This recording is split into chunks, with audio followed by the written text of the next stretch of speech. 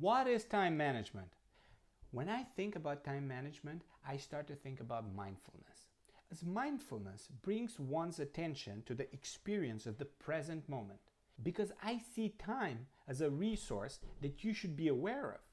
Unless you're in the flow, but that is another story. By being aware, by doing so, you actually take the first steps into getting better in managing time.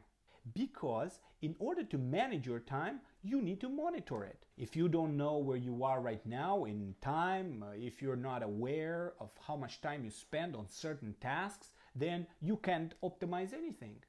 It is about a continuous learning process. That is correct. It is about pushing yourself out of the comfort zone, and while pushing yourself towards the change, you will expand that zone. But the important part is not to stop there. You should continue to push yourself again and again out of the comfort zone. This is the way you will evolve and improve.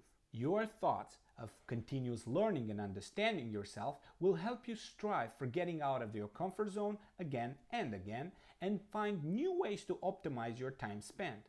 There are a lot of software solutions out there for your computer or phone that can help you monitor time. You can use different apps which will monitor your time spent on your phone and try to find the best way to optimize it. So basically, by using these apps, you will get an overview on what you spend your time on. You will be able to set some objectives like spend less time on social media, spend more time on reading. And by using the apps, you will be able to monitor your time in the process of reaching your goals. This way you can take control and be in charge of the way you invest your time. We are spending more than 7 hours per week on the phone, which is almost one working day on average every week. That is a lot. You have to see time as a resource, and if you see it like that, you will also be able to manage it. Imagine that time is exactly like money, and you have to move it to different accounts which represent family, business, sport, leisure, and so on. Your paycheck is equal to everybody else's, which is 24 hours every day, that you can fill these accounts with. But how you do that, it is only up to you. You can build as many accounts as you want for sure. One account is always blocked though, and that is sleeping. I felt that this is a big waste of my time. But after listening to this audiobook, Why We Sleep by Matthew Walker, I've changed my perception of this. This is an amazing book that you need to read. This book will help you understand why sleeping is not wasted time, but a good investment. And for my metaphor, coming back to that, sleeping is more like tax. You have to pay tax in order to live longer. If you don't pay tax, you don't get the paycheck, so you don't get to live much. It is true that sleeping takes like 33% of your life, but you have to respect that. The rest is on you. Time is more like socialism. Everybody gets the same amount.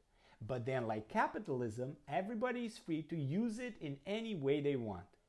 Now, let's take a look at the practical side of time management.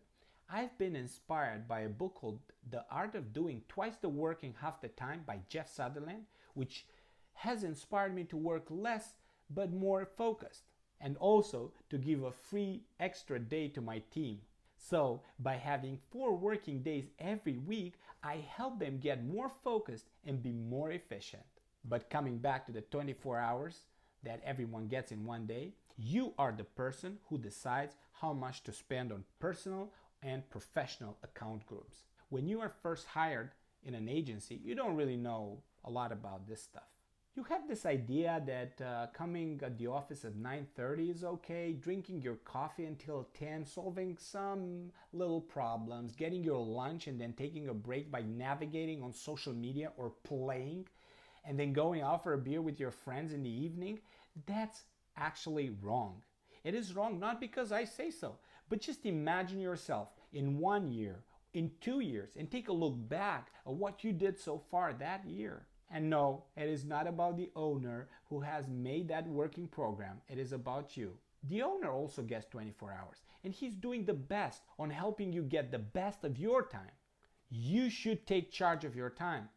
Plan it, monitor it, because at the end of the journey, what you do professionally has to come together with what you do in a non-professional environment. You spend about 30% of your time in the office, 30% of your time sleeping, and my advice to you is to make the best of all the time you have.